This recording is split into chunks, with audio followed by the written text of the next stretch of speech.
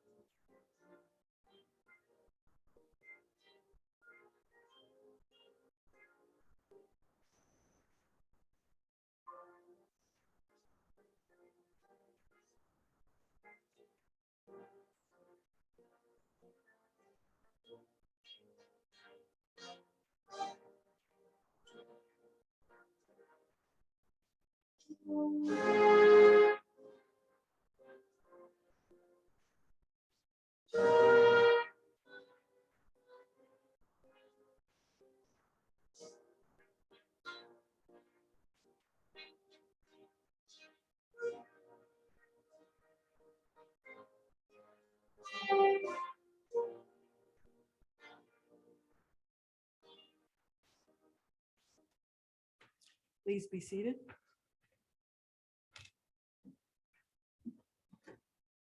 Thank you, everyone, for your patience. We're having technical difficulties.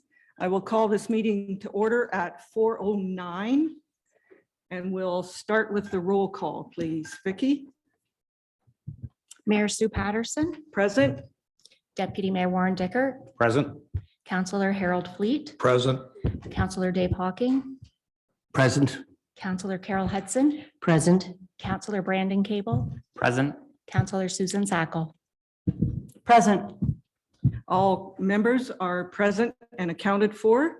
We'll begin with the land acknowledgement. As we work toward reconciliation with Indigenous people, we begin our meeting today by respectfully acknowledging that we are situated on the traditional territory of the Anishinaabe Nation, the people of Three Fires known as Ojibwe, Odawa, and Potawatomi nations, and further give thanks to the Chippewas of Saugeen and the Chippewas of Nawash, now known as the Saugeen Ojibwe Nation, as the traditional keepers of this land. So welcome to our regular council meeting for Monday, May the 15th, 2023. Good afternoon, council, staff, guests, the viewing public, and the media. Council, does anyone have a disclosure of pecuniary interest or a conflict of interest? Seeing none, if one should arise during the meeting, you may declare it then. Item 5 on the agenda is additions or deletions. We do not have any this afternoon. Item 6 is delegations. And this afternoon, we have Stefan Labelle from Saugeen Mobility Regional Transit, and he is the manager, going to give us an update about the transit. Welcome, Stefan. Thank you, Ms. Mayor. I'll ask you to press is there a green dot there, or it's got a white circle around it? The person. There you go. Thank you. So glad to be here today. I'm going to talk about Saugeen Mobility and Regional Transit today. The organization is a nonprofit organization that was started in 1980, so it's been around for 43 years. The nonprofit organization is headed by a board of directors, of which your deputy mayor is a past president and a current board director. Saugeen Mobility is now serving 10 municipalities, including Arran Elderslie, Brockton, Chatsworth, Grey Highlands, Hanover, Huron-Kinloss, Kincardine, Saugeen Shores, Southgate, and West Grey. This is a big geographical area representing about 5,000 square kilometers.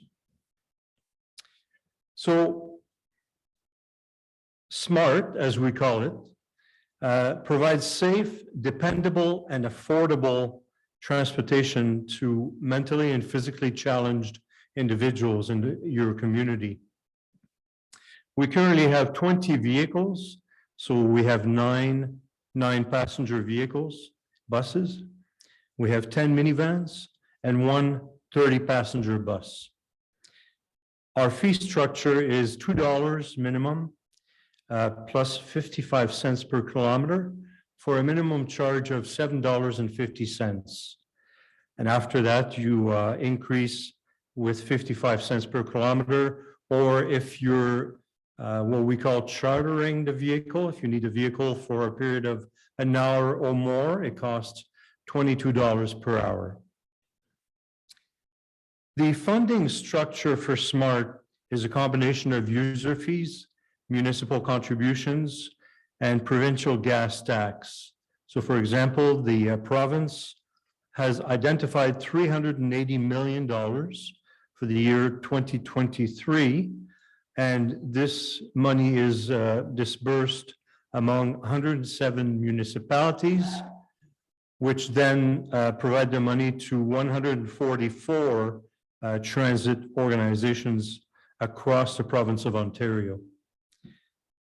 Hanover is the host municipality for the gas tax.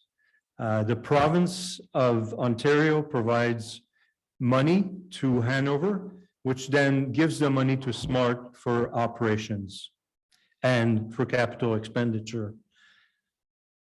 Hanover currently has 327 active clients. So there are 680 registered clients, but we've gone through them and we've rendered inactive the ones that had not been active for the last 5 years or unfortunately who passed away. So we're down to 327 active clients. However, these clients take lots of rides. So in 2022, for example, there were 4,609 rides, and this compares to 4,045 rides the year prior, but is still a little less than the 7,945 rides that you had pre-pandemic in 2019. About a third of these rides are medical related. Funding from the the municipality of Hanover is $137,465 for the year 2023, compared to $128,656 for 2022, and up from $114,083 for the year 2021. So that's for Hanover itself. Moving on to the concept of transportation for mentally and physically challenged individuals. This type of transportation allows the vulnerable to stay independent, mobile, and involved. And I would add to that, employed, because some of the people that we transport are able to go to various types of employment. There is a direct link, according to some studies, between mobility and health, both mental and physical. So it's definitely a value-added service that SMART provides.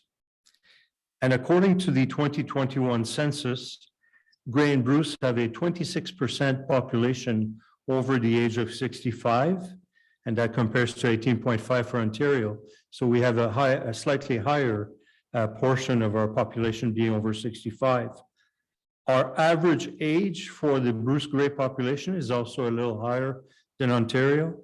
For Ontario, it's 42 years old, and for Bruce Grey, it is 45 years old. So we're a little older. SMART will continue to help as the population ages and the needs for mobility arise as the years move on. So that's all. Those are my main points for SMART. We do have some minor issues. I would say they're minor. Our vehicle maintenance is always 1,000 kilometers per week in our vehicles. So 50,000 kilometers per year. And this type of driving obviously involves repairs, but within our budget, we have a portion of the budget included for repairs. And obviously the price of gas is an unknown, or what would be called a known unknown. We know that the price is going to fluctuate, and eventually we might have an electric future. I guess that all depends on the ability of vehicles to be able to go at a certain range that they do not have right now. So if I'm traveling 300 kilometers per day in a smart vehicle, right now, the electric vehicles, small buses, can only travel about 150 to 200 kilometers. So, but it's coming. There's different technology that's out there that's going to improve the ranges. And that is all. I would be open for any questions or queries that you might have. Thank you, Stefan. Questions or comments? Councillor Fleet. Thank you, Your Worship, and thank you, Stefan, for your presentation. In 2019, you had 7,945 rides compared to 4,600 rides in 2022. That's 3,150 ride difference. Do you feel going forward, will you ever see the number of pre-pandemic numbers again? Do you feel you ever see those numbers again? The need is there. And I think that right now we're sort of hitting a ceiling because of the number of drivers and vehicles that we have. We have to start saying no. On average, we say, we tell people that we cannot provide them transportation about 3 times per day. But if we were to have more drivers and more vehicles, I think that, yes, we could go back to pre-pandemic numbers. Thank you, and thank you for the service you give to the residents of our area. It's really appreciated. Thank you. Thanks, sir. Deputy Mayor. Thank you, Your Worship, and thank you, Stefan, for making this presentation. I just wanted to, Stefan's still fairly new. He's less than a year with Saugeen Mobility, and he's had a pretty big learning curve. There's a lot of different things there, and he's done a fantastic job for us. So I just want to thank you for what you've done for us, for bringing us along this far. And I also do like to mention that Stefan is retired military. He has a very good career at serving our country for the last 30 years, I believe it is. So thank you for your service there as well. Thank you, sir. Councillor Sacco. Thank you, Your Worship, and thank you, Stefan, for your report. I was curious, in Hanover, there's quite a few active clients that you pointed out. What are the most common reasons why they are using your service? Can you share that with me? I'm sorry, the common reason why? They're using your service, and where are they going for the most part, the Hanover people? So I would say that I'm just going through the numbers now. About 60 to 70% of the rides are within the town of Hanover, and also within the region between Hanover, Walkerton, a bit of Durham. Okay. 40 to 50% of the rides are from people that are physically or mentally challenged. Yes.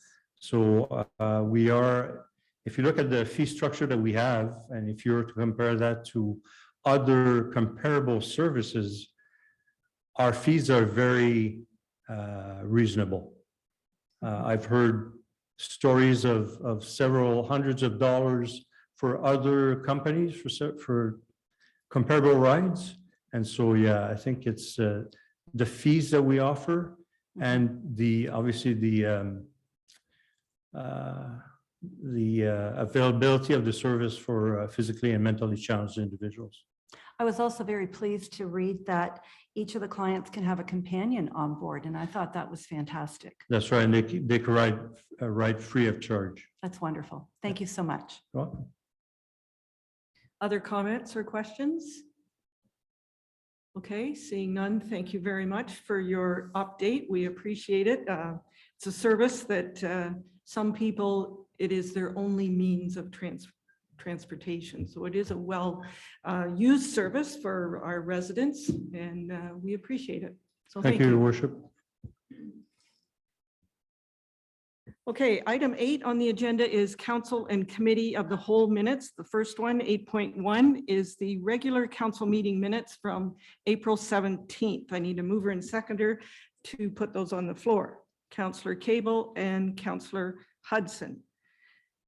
You'll remember that evening, we had a delegation from Kelly Linton Consulting Services. He presented the corporate strategic plan project launch. And we also had our regular committee minutes and reports. Any discussion with those minutes? Seeing none, I'll call the question. All in favor?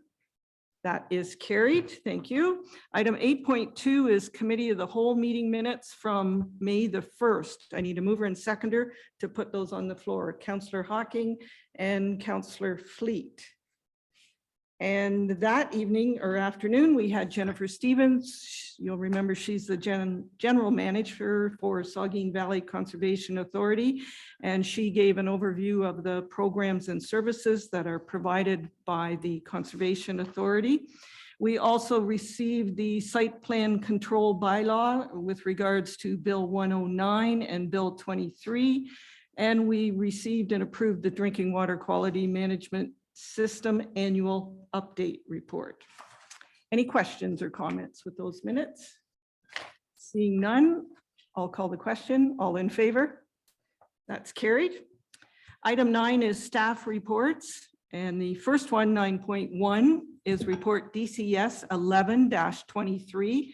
The subject is the 2023 final blended tax rates. It's from Chris Walker, our Director of Corporate Services and Treasurer. And I need a mover and seconder to put that on the floor. Deputy Mayor and Councillor Hawking. Chris, please. Thank you, Your Worship.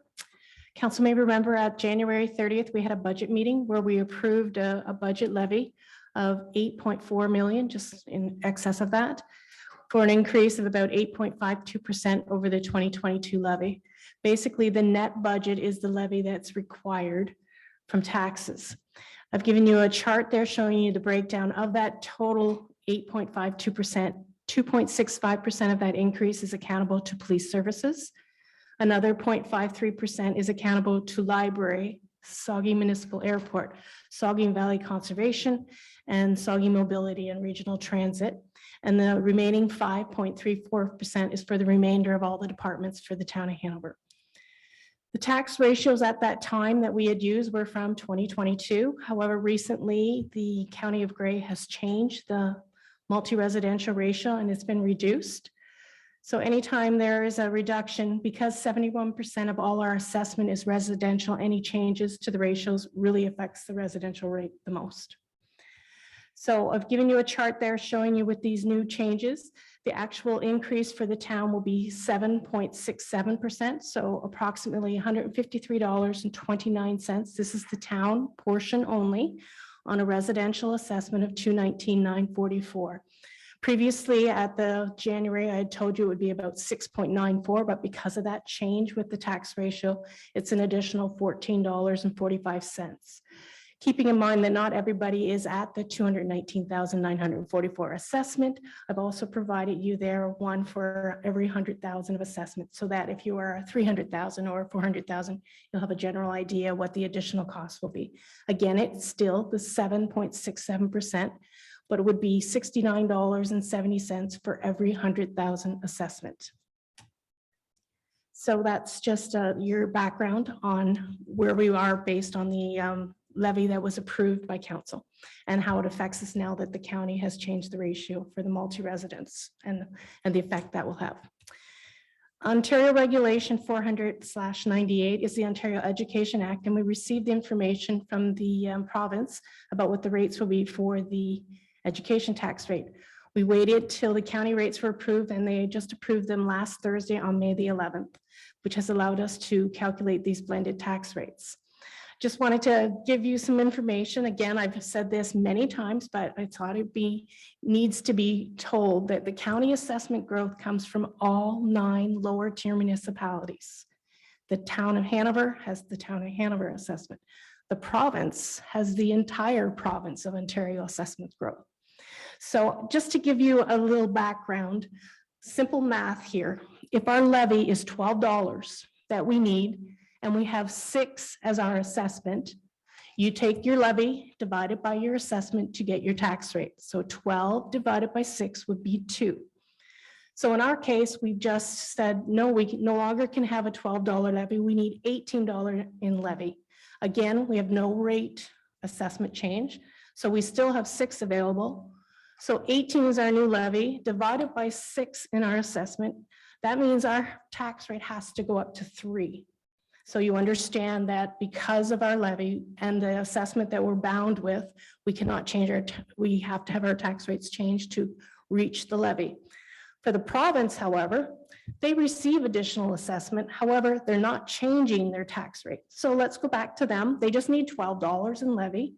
They have 6 in assessment, but now that assessment has increased to 9. They're not changing their tax rate. So technically, their assessment of 9 times the original tax rate of 2 now gives them $18 in levy when they really only needed 12.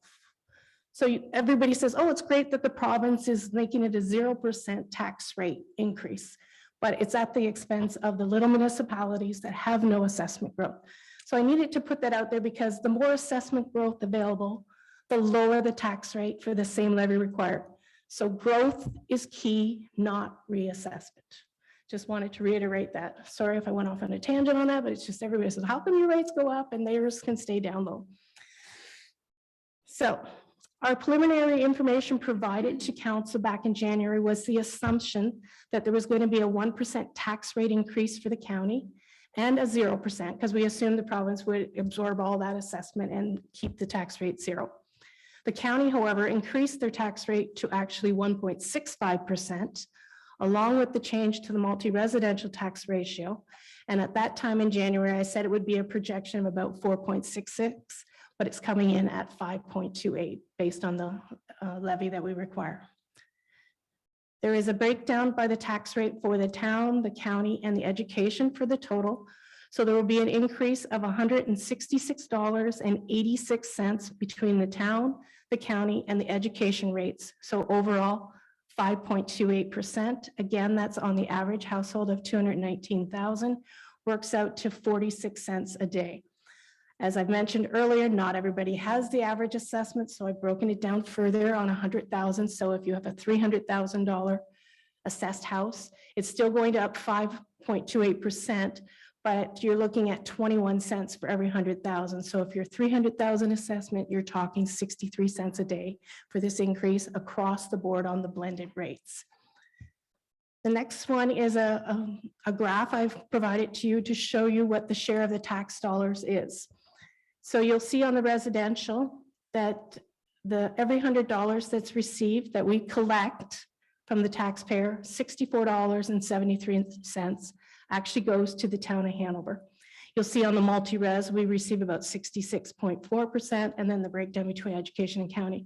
But you notice in the commercial, we don't get as much from the commercial. Most of that goes to the education, so it goes back based on the provincial rates. And so 33% actually goes to education, and the town receives about 48%.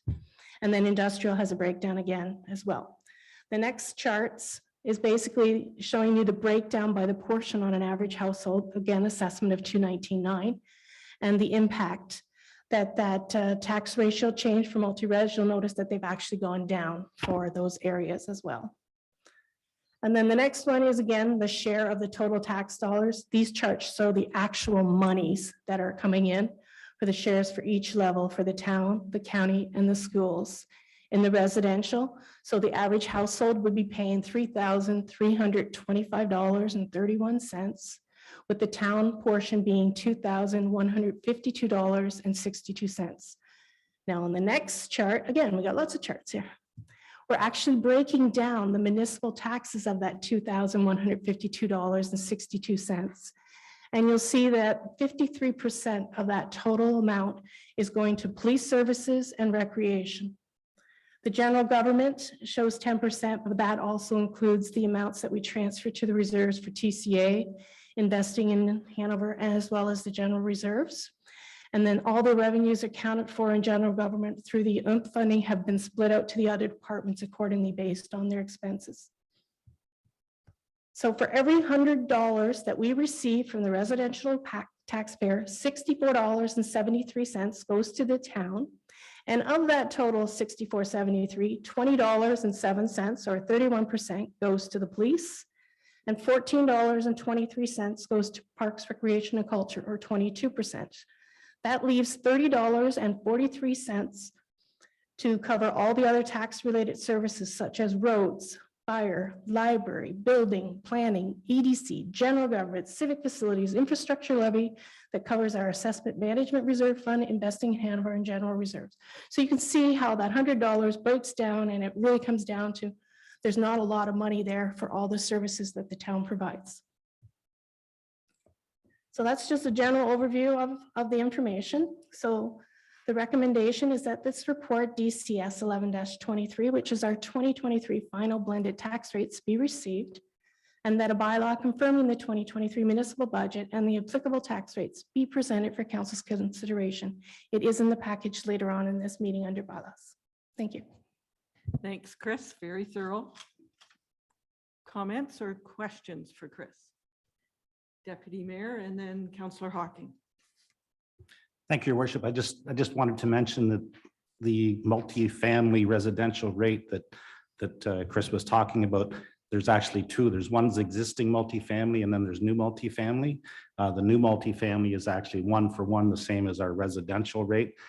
The adjustment was done to the existing multifamily, which I think was 1.4, and it's brought down into 1.3 something. So we'll likely see this change again happening in the future as they try and correct this discrepancy between existing multifamily and new multifamily. So it's just something that we discussed at County Council, and I think it's worth making everybody aware of that.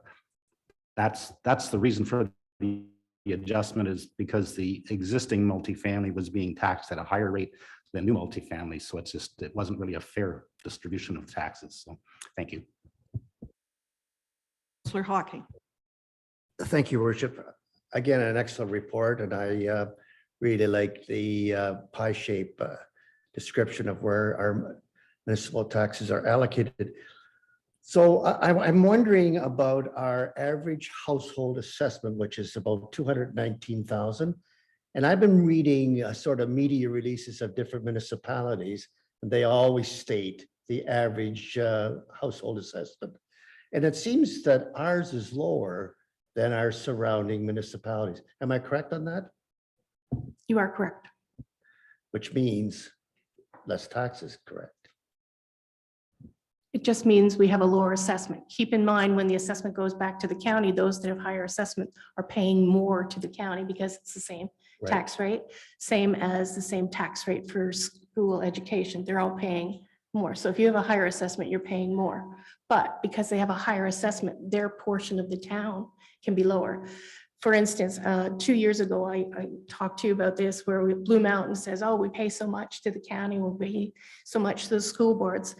It was cheaper for a $750,000 home in Blue Mountain's taxes than it was for a $500,000 home in the town of Hanover, because our tax rate was around the 0.09 and theirs was at 0.03. So when you put it all together, theirs ended up coming in about $300 less on average. They paid more to the county and the school, but overall tax amount wasn't as much for the town portion. Another question, sorry, I forgot to turn my mic off. When I was in real estate, I used to always call the mill rate. Is the mill rate and the tax rate the same number? No, mill rate was a special rate at the time. Tax rate is basically a percentage. So for every dollar you put in for residential, as Deputy Mayor Warren Dickert had said, you were paying for multi-residential 1.44. So you're paying $1 for the residential, you're paying $1.44 for the old multi-residential. The new multi-residential is still paying $1, and that's why they're trying to take that $1.44 down. So I can see it being done over a 4-year plan. So it'll go down to 1.3 this year, then it'll probably go down to 1.2, then it'll probably go down to 1 in the final year, so that it goes back to where it should be. Whereas for I think it's commercial, it's 1.3, and for industrial, it's about 1.6. You're paying. So for every dollar we pay, they're paying $1.60. It's you. called ratios. So Okay. basically on 100%. Thank you. Other comments or questions? Councillor Fleet. Thank you, Worship, and thanks, Chris, for your report. So what I'm hearing is we need more residential growth to build our tax base rather than commercial. No, commercial growth will give you more taxes. So if you get a more, same equal $100,000, say, for commercial and residential, you're getting 100,000 assessment on residential. For the commercial, you're getting 1.4. So you get a 1.4 more. So you're getting that much more on commercial. So you want more commercial because more commercial brings in more residential, that then brings in more multi-residential, that brings in more industrial. So you want to keep it going. You don't, what you want is growth. You don't want to have, oh, we need a reassessment. We need reassessment. All that's going to do is say that your house is now worth more. You're going to pay a little bit more, or our assessment goes up higher, but we still need this levy. It now becomes a multiplication and division thing. This is my levy divided by the assessment available equals my tax rate, right? You want growth, so we need more area to get more because now we're stagnant. We can't grow anymore. Once we fill into all these areas, our growth for assessment is pretty well nil. We need general growth in commercial, residential, like you're saying, it drives. Right. Okay, thank you. Sherry? Just, I had it once explained to me too, that, residential growth, that type of growth, they will use our services. So they're going to use our parks and our facilities and all those types of things. So when we have more residential growth, then your expenses on the operating side increase as well. Whereas commercial growth don't tend to use those services much. So agreed, it's that general growth that's needed overall. But that was another little analogy that I always parked in the back of my head of going, okay, that helps to make some more sense too. Thank you for that. Other comments or questions? Okay, I'll call the question. All in favor of report DCS 11-23. That is carried. Item 9.2 is report HR 0323, multi-year accessibility plan for 2023 to 2025. And it's from Melissa Hilgendorf, our Human Resources Manager. And I need a mover and seconder to put this on the floor. Councillor Sackle and Councillor Hudson. Melissa, please. Thank you, Your Worship. I'm just doing a quick check to be sure you can hear me okay. Yes, we can. Thank you. So the Accessibility for Ontarians with Disabilities Act, also known as the AODA, is comprised of five standards that make up the Integrated Accessibility Standards Regulation, which is also known as the IASR or Ontario Regulation 19111. And under those regulations, all designated public sector organizations are required to develop and maintain multi-year accessibility plans, such as the one being presented today that is spanning 2023 to 2025. The plan discusses current and future initiatives under each area of the regulations. For the purpose of today's meeting, my plan was to highlight some of those future plans which build on current and existing initiatives. So these include updating our accessibility policies, using software programs to enhance accessibility of our services and feedback mechanisms, such as Citywide, Cloud Permit, and eScribe. The implementation of a new website platform that will be compliant with very specific accessibility needs. We'll be ensuring that our vulnerable populations are considered by the Emergency Control Group, and that's something that they discuss as they are reviewing mock scenarios and things each year. We'll be consulting the public and the Grey County Joint Accessibility Advisory Committee on updates to certain projects such as trails, sidewalks, public areas of the new fire hall, and other projects which may arise. And we'll be continuing to support our local businesses and developers with considering accessibility in their efforts as well. On May 10th, the Grey County Joint Accessibility Advisory Committee reviewed the proposed plan as it's been presented to you today, and no changes were requested. The adoption of the plan demonstrates our compliance with the accessibility legislation, which helps us to avoid any financial penalties for non-compliance. The 2023 budget for accessibility initiatives also includes $1,000, and this is something that we will continue to request within 2023 or 2024 and 2025 budget years. The reports and the plan support strategic direction number 2, community, and number 4, sustainable municipal operations. The recommendation is that report HR 0323, multi-year accessibility plan 2023 to 2025 be received, and that council approve the multi-year accessibility plan for 2023 to 2025 as presented. I am happy to answer any questions that council may have. Thank you, Melissa. Council, any questions or comments? Councillor Sackel. Thank you, Your Worship, and thank you, Melissa, for your report. I was particularly interested in the theater renovations that are detailed in the report. And I wondered if you could share with council and with the general public, the viewing public today, about the hearing assistance that's now available for people in the theater. Yes, through you, Your Worship. There are various avenues to use those hearing assist devices. But if it's okay, I may defer to Chris Walker as her team is a little bit more versed in those. Oh my goodness, sorry, a little bit better versed in the specifics. Through you, Your Worship. We have a radio frequency system. In the past, I think it was Hanover Community Players had a system in place that was just on the south side that you could just do in that area, and you could use their equipment that we have.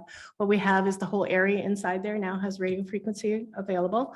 You can take a receiver. We have 8 of them, and you basically hang them over your head. And we have 4 that have just a hook for an earphone that you put in, but then I'd say 90% of people that need them usually have hearing aids. So you can still put the receiver in, but then you can plug it into your phone, and then it goes through your earphones as well. But in all fairness, probably 90% of the new hearing aids, you don't even need this system anymore because you can automatically do it through your app. But we have 8 of them available that can be signed out, and then they're given a little ticket on, told them what they need to do. It's already set up on the channel that is required for that radio frequency. It's underneath the booth where the lighting and the audio is.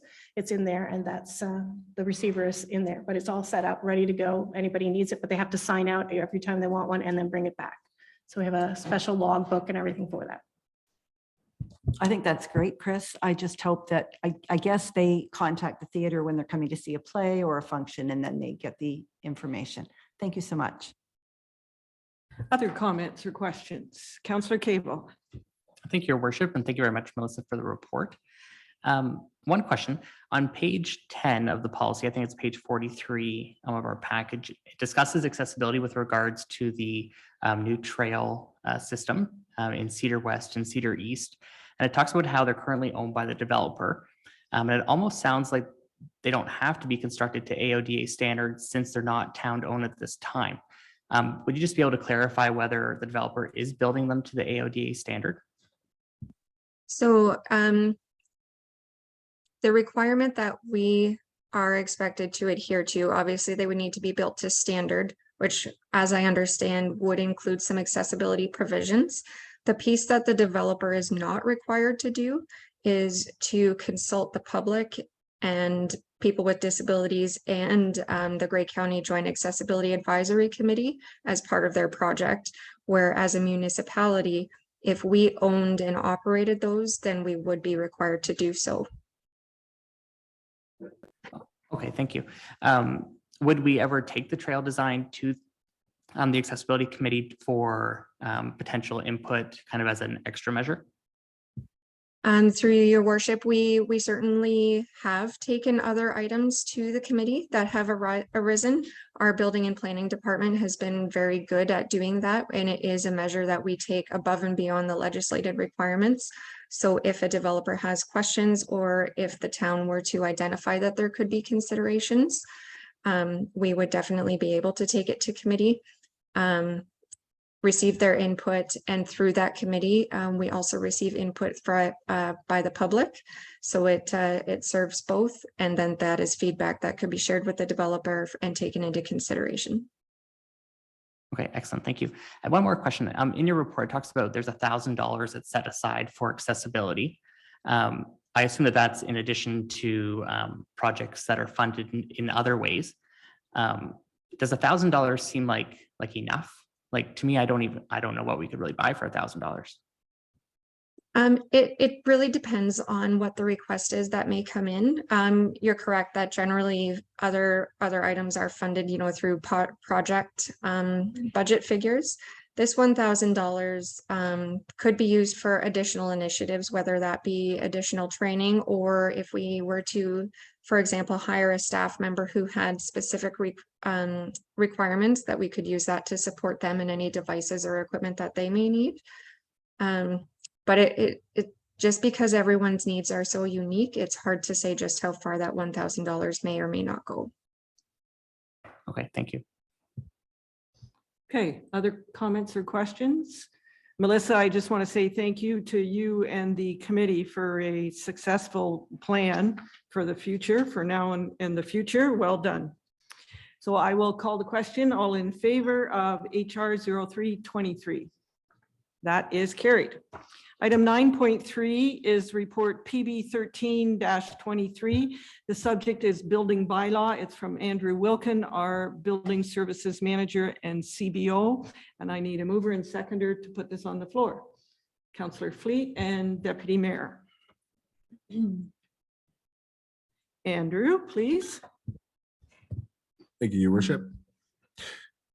On June the 20th, 2005, Council passed a bylaw with respect to construction, demolition, and change of use permits, as well as inspections. That bylaw repealed bylaw number 2098-12-18-95. Additionally, on June the 20th, a bylaw was passed to adopt a code of conduct for chief building officials and building inspectors.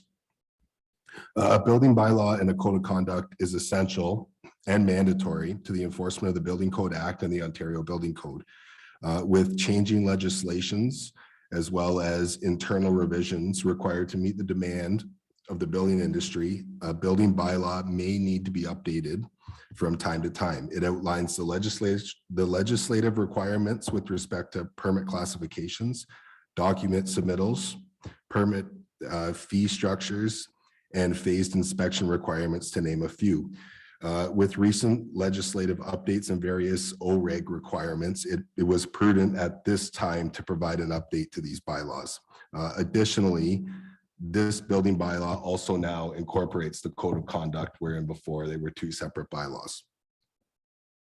In the next 2 years, it's anticipated that there'll be more legislative changes, as well as a new Ontario Building Code is on the horizon, which will likely cause an additional update or updates to this building bylaw in front of you. There are no financial implications to this report. The link to the strategic plan is sustainable municipal operations. And the recommendation is that report PB 13-23 building bylaw be received by council, and that council pass bylaw number 3264-23 respecting construction, demolition, and change of use permits and inspections. And I'll answer any questions you have. Very good. Comments or questions for Andrew? Okay. All in favor of PB 13-23? That's carried. Item 9.4 is report PW 12-23. The subject is the sidewalk maintenance machine tender. It's from Mr. Cooper, our Director of Public Works. And I need a mover and seconder to put this on the floor. Councillor Hocking and Councillor Sacco. Ron?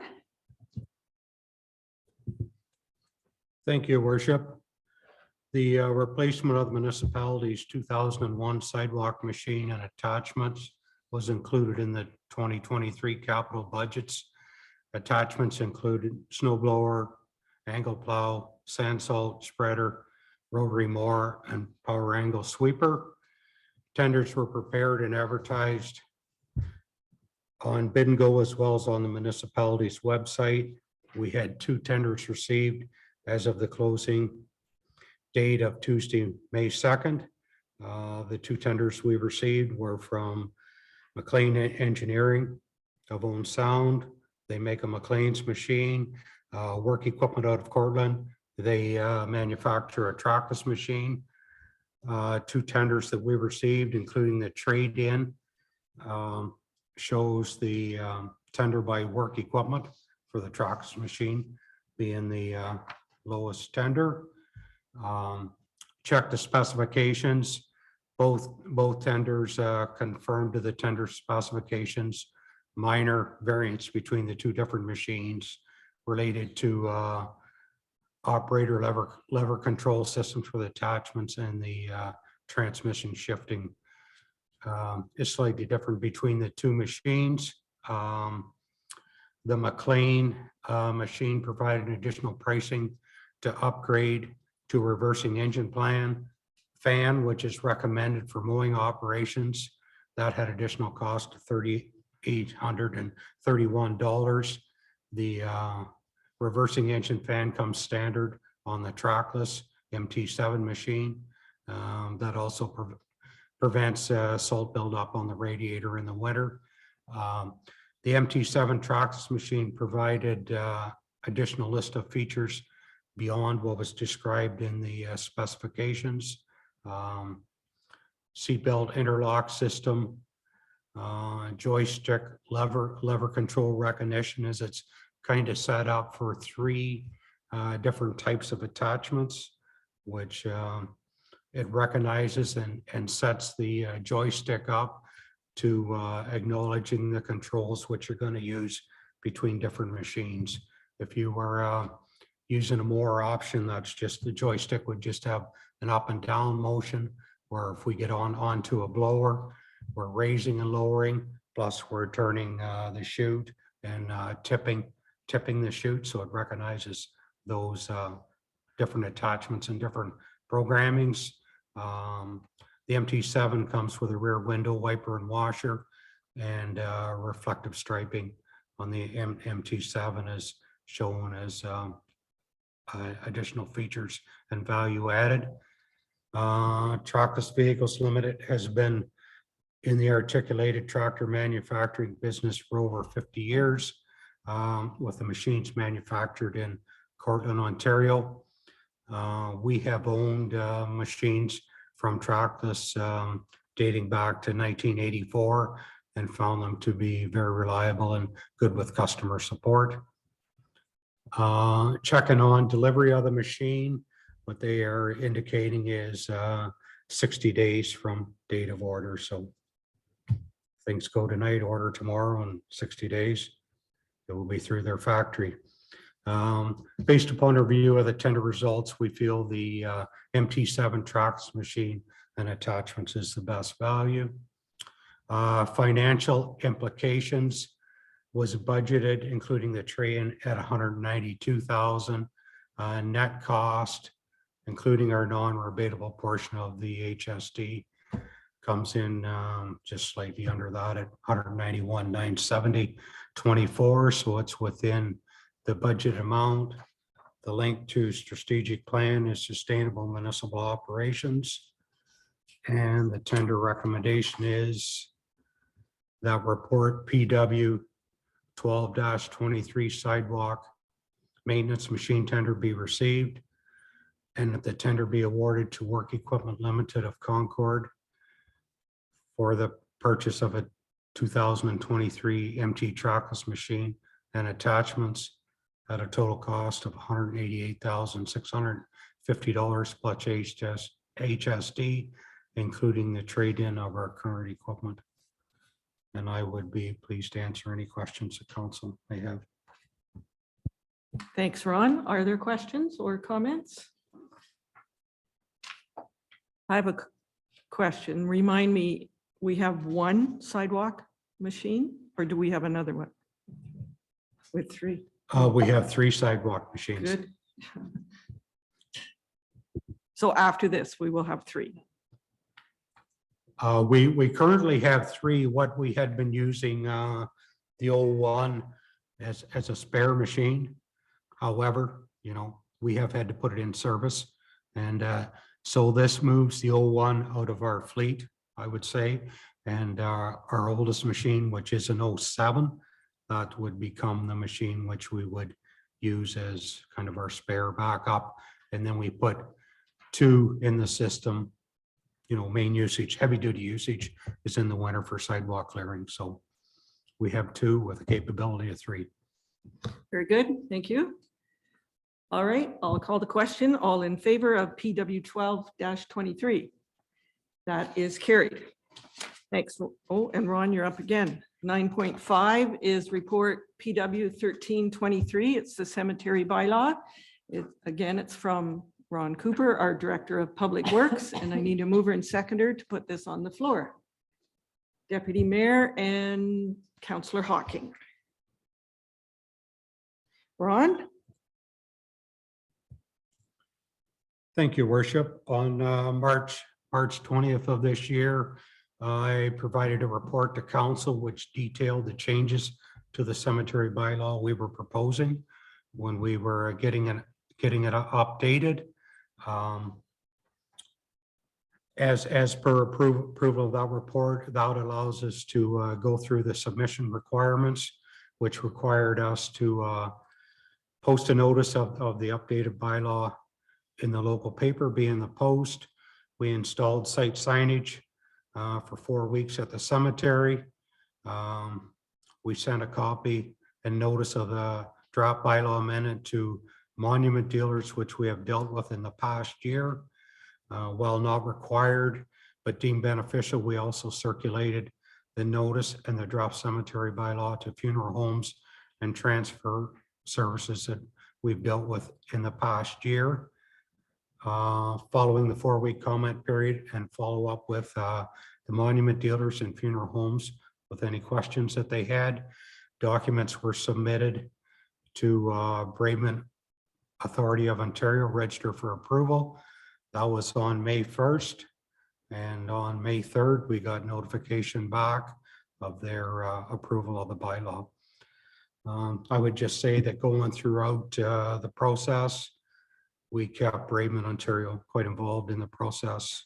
They were aware of the changes that we were making, and we actually reached out to them at the start of our research in this, which would have been back in the fall of 2022, to get recommendations on them in terms of changes that we should be making going forward. So when we pulled the bylaw through for their read of it, they had been in direct communication with us and had seen it.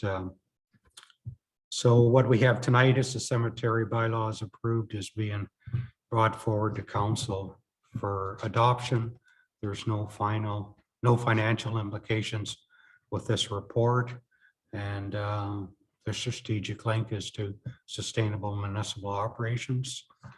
The recommendation being that report PW 13-23 cemetery bylaw be received, and that council adopt the cemetery bylaw 3265-23 as approved by the Register of the Funeral, Burial, and Cremation Services Act 2002 through Braidman Authority of Ontario. Thanks, Ron. Are there questions or comments for Councillor Hudson? Thank you, Your Worship. So the changes that were made, that's what's stated on page 111, is that correct? We had asked for that Saturday time. I believe I read on page 111 in our package that it was changed Monday to Saturday. All were the same times. Is that correct? That is correct. We made that change. Very good. Thank you. Other comments or questions? All right, all in favor of PW 13-23? That is carried. Item 10 is committees of council minutes, and we have 4 sets of minutes. So I need a mover and seconder before we highlight those minutes. Councillor Hawking and Councillor Fleet. So the first one, 10.1, is the Age Friendly Advisory Committee minutes. Councillor Fleet, please. Thank you, Your Worship. Age Friendly Advisory Committee met Monday, April 17th. I'll just go over some of the highlights.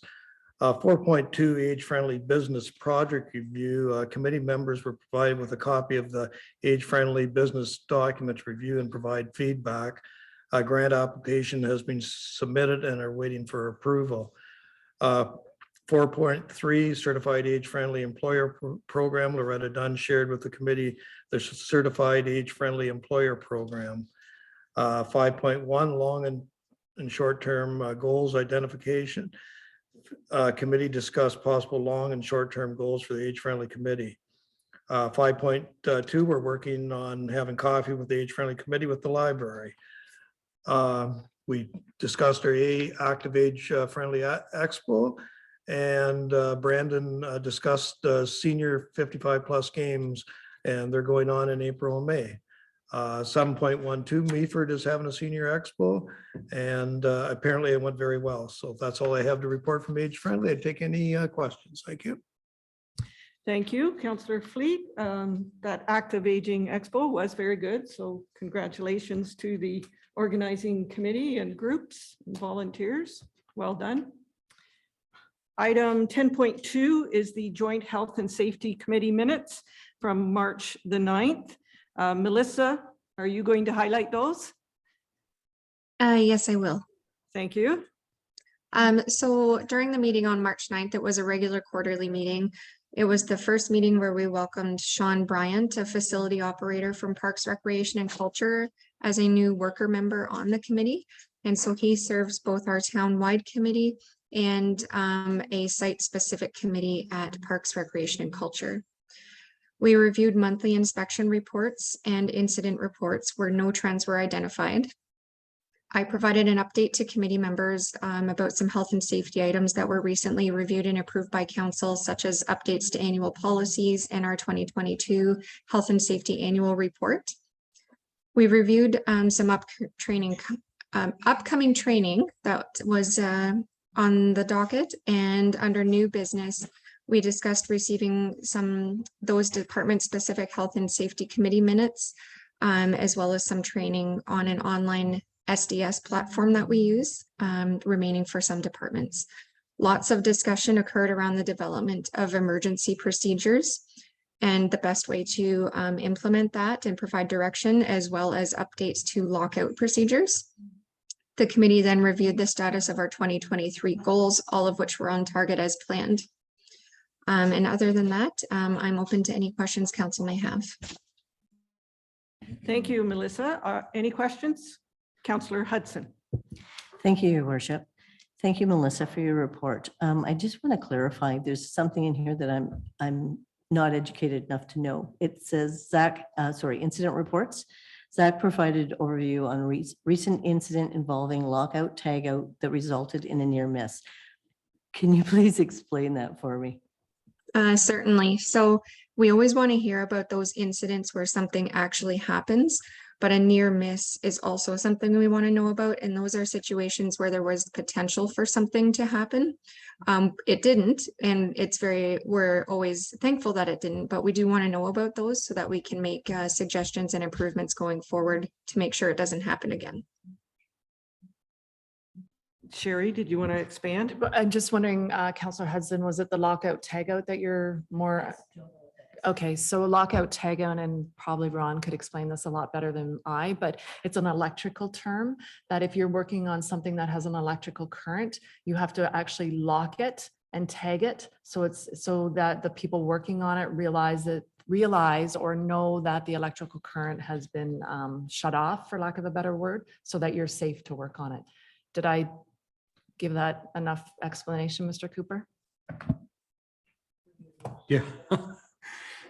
Yeah, it's a procedure that's in place that it's a safeguard, and we've got, if you're working and has to do around a control panel on a circuit, we have abilities there where you can put a padlock on, lock it totally out. So there's no guesswork on what circuit may potentially be live if you're working in a certain area, locked, totally secure. Great, thank you. I had no clue.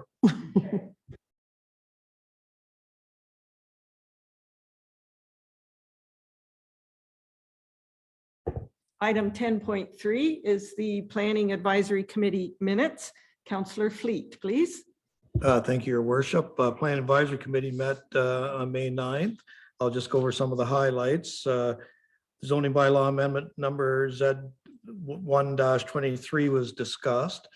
Number 8, minor variance application number A 3-23, Bruce and Lori Shows. The owners are seeking to vary provisions of compromise zoning bylaw 2912-15 for a maximum gross building area for an accessory building. The maximum building area permitted in residential zone is 600 feet, and the application is wishing to construct 1,000-foot detached accessory building.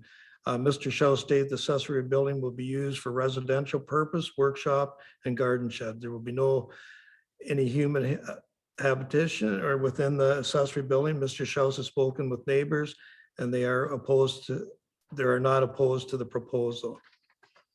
Number 9, proposed site plan agreement, Lyle Shaws, Hanover Realty Group. The property is currently zoned downtown commercial and the proposed conforms to provisions with comprehensive zoning bylaw 2912-15.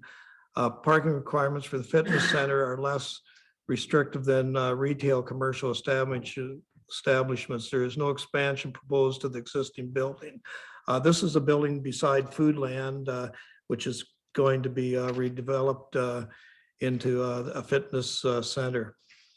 Staff report BP-12-20 site plan control by law Bill 109 and Bill 23 update was discussed. Number 12, minor variance, Deefen, Baker, Brandon, and Demirs. The Secretary Treasurer shared the screen illustrated proposed for lands located at 405 11th Avenue. The property at 405, 407 11th Avenue currently contains a duplex dwelling. There is a retaining wall located along the street line, and the rear yard is topographically challenging. The property is second property located on the east side of 11th Avenue, shortly southerly from the intersection of 9th Street. The owner is wishing to install a second driveway on the north side of the property. And that's all I have to report from Planning and Advisory. If I take any questions, thank you. Thanks, Councillor Fleet. Any comments or questions? Okay. Item 10.4 is the Parks, Recreation and Culture Advisory Committee minutes.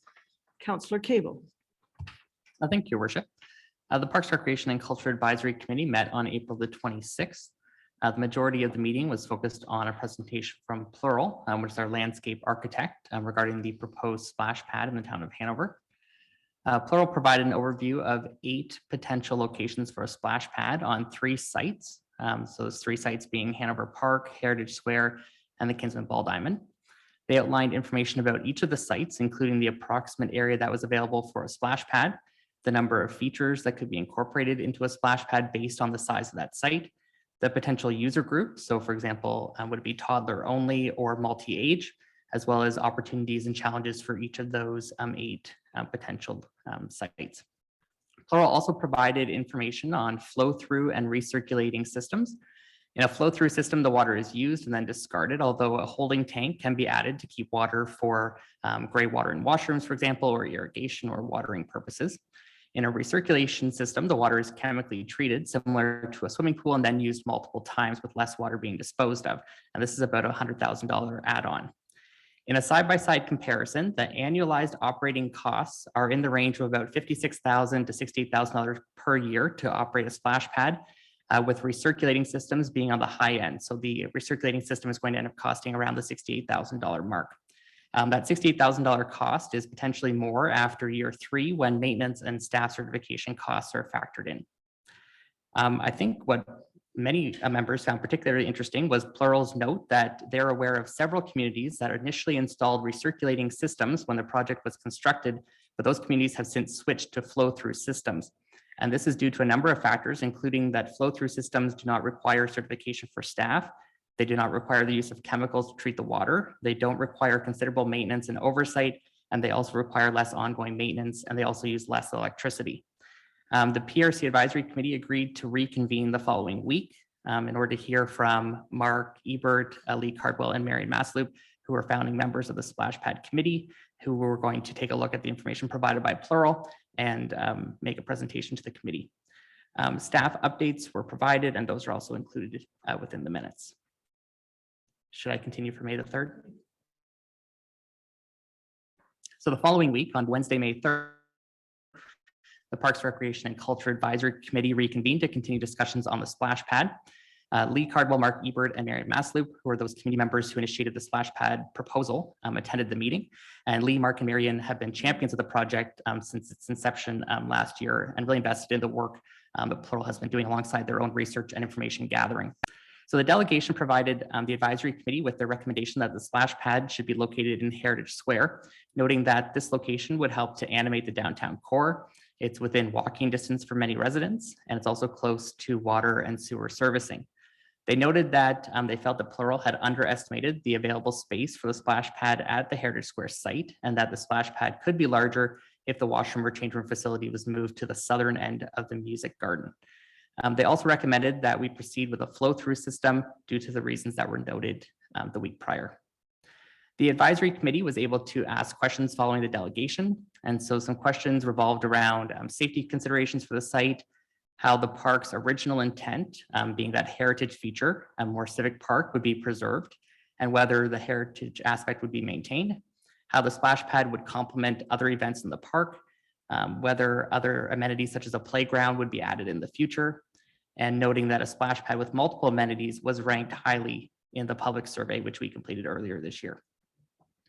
Following considerable discussion about the pros and cons of a splash pad in Heritage Square compared to Hanover Park, the PRC Advisory Committee voted 4-3 in favor of a splash pad being located at Hanover Park, and recommended that Plural continue its work with Hanover Park as the recommended location, providing an opportunity for a Center of Excellence park concept to be completed in tandem with the splash pad feasibility study that's currently underway. The advisory committee held off on making a recommendation regarding the system type, whether that's flow through or recirculating, until we know more about the wastewater treatment plant capacity. And I believe that a separate analysis is going to be conducted on that.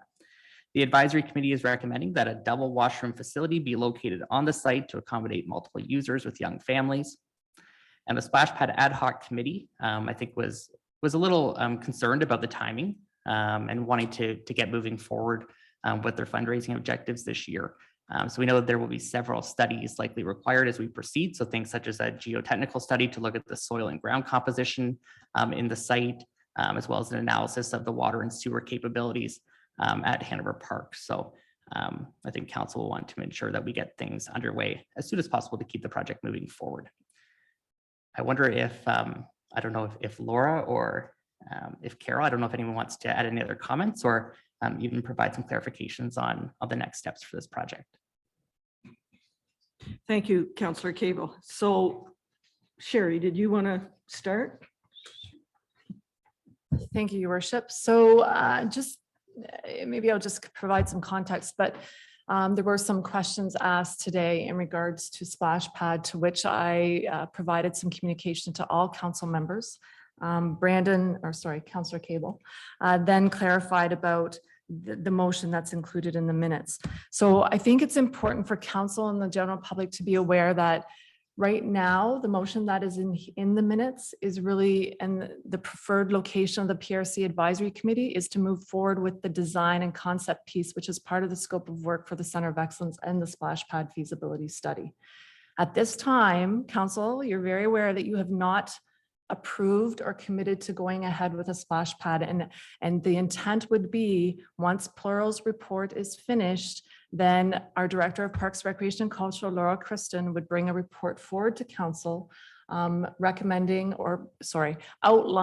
the splash pad project in its entirety based on the information gathered through the Plural report, as well as the public survey, PRC Advisory Committee input, as well as that of the Grassroots Ad Hoc Committee at this point in time. Brandon's done a great job of capturing the information that's been summarized from Plural. Laura's kept me abreast of most of the pieces, not all of them, but he's done a really good job of capturing what information's been shared with PRC Advisory and what details they've had to consider. They've done a great job and a thorough job, as has Lee and Marion and Mark with their research. And this really is about getting this project right from the beginning. We are known in Hanover for doing things the right way. And so, yes, it takes time and we need to be patient. But if we don't do it the right way, in 10 to 15 years down the road, somebody will be kicking ourselves because we didn't. So that's just some clarification around the motion that's in there and what the approval of these minutes would mean tonight. Thank you. So is everyone clear on the process? Okay, Deputy Mayor, then Councillor Hawking. Thank you, Your Worship, and thank you, Sherry and Councillor Cable for those comments. It's added a lot of context for me, but I am still a little unclear as to, if we approve these minutes tonight, does that mean the location has been decided? So really what you're doing tonight is that by accepting the minutes, you're really approving that the PRC Advisory Committee has put forth their preferred location. Okay, so you'd be approving that as a preferred location to move forward with the final steps of that feasibility study process, which is included in the scope of work. And that scope of work had a part 1 and a part 2. And, Laura can probably speak to this a whole lot better, but part 1 dealt specifically with the splash pad and dealt with things about location, concept of design, the systems, whether it's flow through or recirculation. And we asked the successful company to provide us with a concept and cost outline, both operating and capital for Heritage Square and the most appropriate alternate location. So basically 2 options. Part 2 of that scope of work really was to look at the Center of Excellence. And if you recall, Center of Excellence has been on the Town of Hanover Capital Project Plan since for at least the last 3 years. I'm not going to say a date because I think it's about the last 3 years. And that was through the work of the PRC Advisory Committee and the Parks, Recreation and Culture Master Plan. Okay, so that also included a concept plan for Hanover Park, if that was the most appropriate location for a Center of Excellence, with the intent that if Hanover Park was deemed to be the most appropriate location for a splash pad, that would be phase 1 of that Center of Excellence park development. And then they could look at other phases, whether that's skateboard park, pavilion makeover, accessible playground, whatever that looks like. So I know that's a long story short, Deputy Mayor Dicker, but really what you would be doing by approving these minutes is that you are you've recognized and you approve that PRC has put forth their preferred location. Again, there would be a separate report coming forward to council about the entire splash pad project, what it's going to cost to build, what it's going to cost to operate, the system that's recommended, the location, at which point council will have some decisions to make of whether that project proceeds further accordingly. Thank you for that additional information. I've been approached by people who are both supportive of this concept and people who are, I say, against, the location that's been suggested in the Parks and Recreation minutes. So I look at this and we approve spending $10,000 to get a consultant report that we haven't seen, and I just feel that we're moving forward prior to really being educated as to what's all in that consultant's report. We've had some highlights, but we really as a council haven't had the opportunity to read that and digest it. And when I get questioned in the general public, it's just kind of nice to have that background, and that seems to be lacking here. And you mentioned the Center of Excellence, and there's also $10,000 out there to do that study, and I'm a little concerned we're not using, they almost have to go lockstep.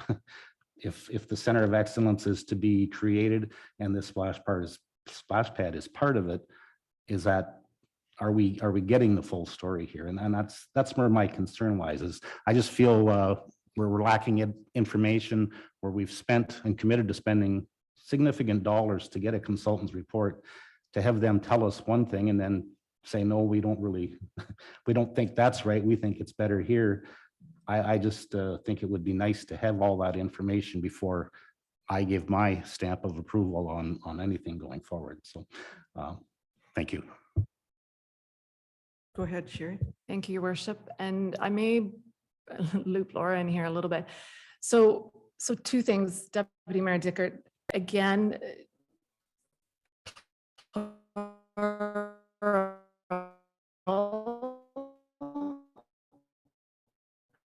was the company was seeking direction as well. So the recommendation that's in there is tied to that. If the PRC advisory did not provide that direction, then Plural wouldn't have been able to complete their work up to the scope of work. So you are going to get to see that report. I believe tentatively they are scheduled to be here on June 19th, to which you will get to see the entire report, including the you'll get to see the various pros and challenges with those sites, as well as the costs associated both with capital and operating. Perhaps through you, Your Worship, Laura, is there anything you want to add to that? Thank you, Your Worship. Yeah, certainly. At this time, all of the locations that have been considered and all of those opportunities and challenges, that each park is just so unique. Hanover Park, you could describe maybe as that sort of that multi-recreational use. Heritage Square is more of that passive park, but Kinsman Ballpark would be considered that active kind of sports park. So all three locations have merit. All three locations could inject life into the parks. So there certainly was never there or at this point a clear winner. Even survey results, there was certainly a lot of feedback from our community in favor and opposed to each and every site. But certainly your information, more of the information will be coming. It's forthcoming. That presentation that Plural will be making as a delegation in an upcoming meeting will be some of the pieces of the puzzle that you are missing at this time. So is it fair then that this set of minutes should be deferred until we get that additional information? It just, like I said, there seems to be missing pieces here to my way of thinking that, we've got more information coming, but we're being asked to, and I think I'm understanding this correctly when you say, once we approve these minutes, that's the direction they are going to go in. So are we being premature in approving that set of minutes until we get this additional information from Plural? Deputy Mayor Dickett, I would say that if we defer these minutes and the approval of that recommendation, then Plural's work is stalled and we won't get to that final report accordingly, because that's the piece of information they're needing to finalize and get to that final report process. Would that be correct, Laura? Yes, it certainly is what they're looking for. Obviously phase one of the COE project would look very different should Splash Pad not be located at the Hanover Park site. So that presents a bit of a challenge, a cart before the horse. But I think if I could be so bold to say, you're not actually making a decision on where Hanover Park is being located tonight. You're making it you're approving the minutes to bring this recommendation forward to the consultant.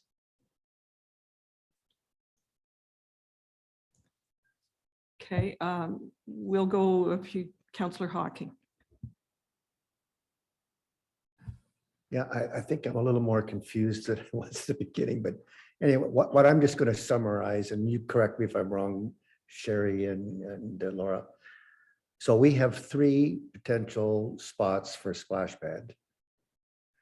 The people who are designing the Park of Excellence, they want to know from us so they can carry on their report if we support a splash pad in the park, correct? So the other 2 are really become non-functional. So again, Laura probably can answer some here too. So Laura, first of all, maybe through you, your worship to Laura, the final report will include all 8 locations for the most part at the 3 sites, correct? The information about that, is that your understanding, Laura? Yes. So you're going to get to see all that information.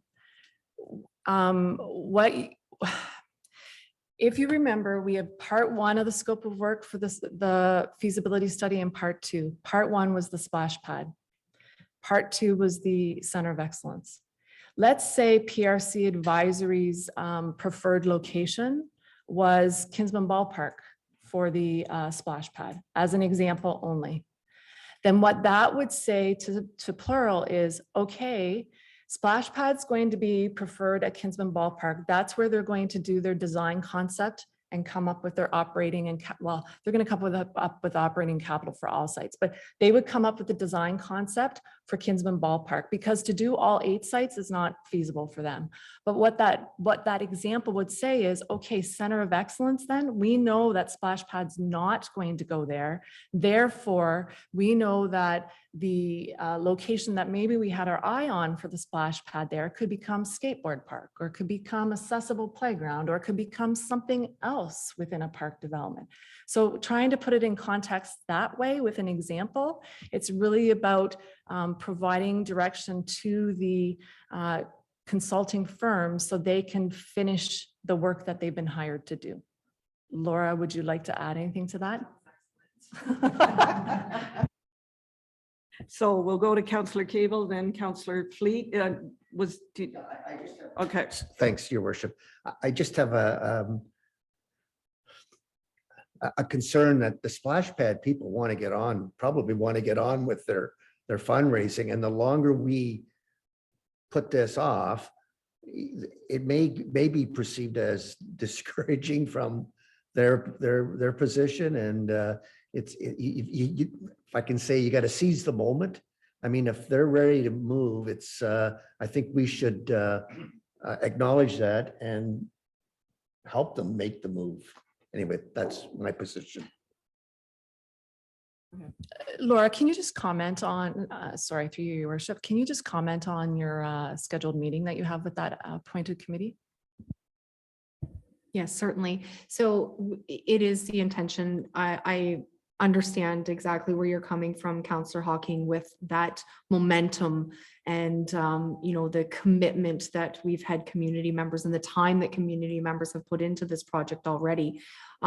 We actually, as you know, but for others that don't know, we do have a committee. The terms or the appointments have been made for the committee. We do have our first meeting that is scheduled for May 22nd. So that is upcoming.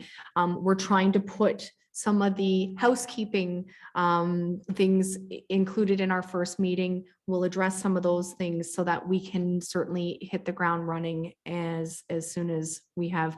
And I think a location is very much needed in order to get that fundraising going and applying for grants and that. So it is moving forward. Hopefully soon we'll have some further information and further direction for them to continue that work. And if I can just augment that A, they're starting on May 22nd. B, report by July I don't have that date, but July 19th. So council, well, June 19th is a plural report, but then a follow-up report around location, all those types of things. So by July, this council will be deciding, are we moving forward with a splash pad or not? Where's it going? How much is it going to cost to build and to operate? And how much is this fundraising committee going to have to fundraise? Okay. That group still has a lot of work to do. And Councillor Hawking, I know you can relate to this, having been through the fundraising with the P&H Center.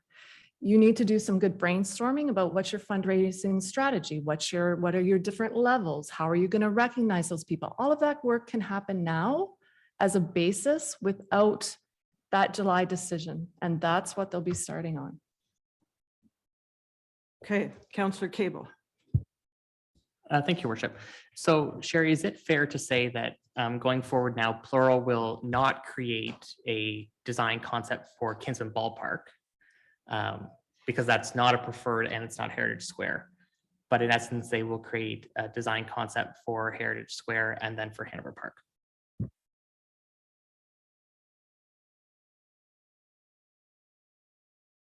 Sure. I'm sorry, I was, my fault. No problem. Counselor Hawking. I just wanted to clarify. So is it fair to say that going forward, Plural will make a design concept for Heritage Square, and then they will make a design concept for Hanover Park? But they will not worry about making a design concept for the Kinsman Ballpark. So to answer your question, and I do apologize through your worship, what is your definition of design concept? Because if your definition of design concept is what do the features look like? Is it, do we have a big splash bucket? Do we have cannons, water cannons? That will not be provided as part of Plural's work. That's typically provided when we get down to RFP and through the manufacturer itself. So at this point, we have design concept drawings of location in each site that's proposed. And I think Heritage Square is actually the easier of the three because really it does only include that music square or music garden. Yeah, that's the best way to describe it. So perhaps I need to ask the question back to you. What would be your definition of a design? Well, I guess I just wasn't sure what they're going to create between now and July that we haven't already seen. That would apply more so to the Center of Excellence Park. Because there's so many different activities, different amenities that could be in one site, whereas the Heritage Square, really at this point, we have the design concept of the square. We're simply would be inserting a splash pad into that music garden instead. Does that make sense? Does that answer your question? Yes. Great. And if I can ask one more question, when this comes to council for final approval, will we have a sense of whether both sites, I'm assuming Heritage Square, Hanover Park, have the servicing capacity for a splash pad? Like whether there's water access and sewer access at both of those sites when we make this decision?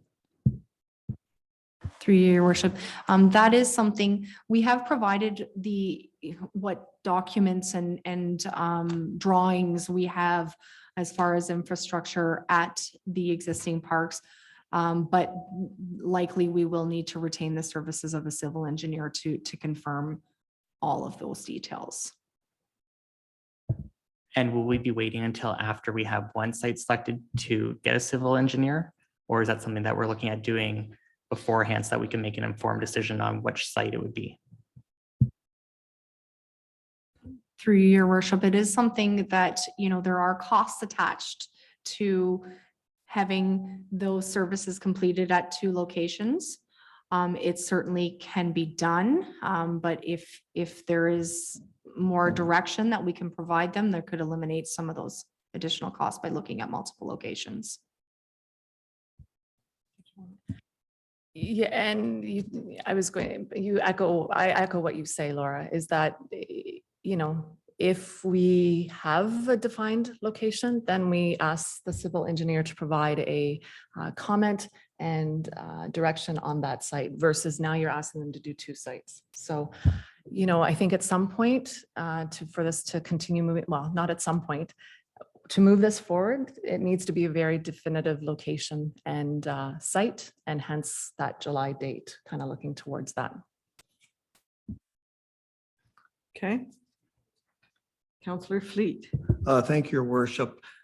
Are we discussing two different things here? We're discussing Park of Excellence splash pad. The committee was formed to fundraise for the splash pad, correct?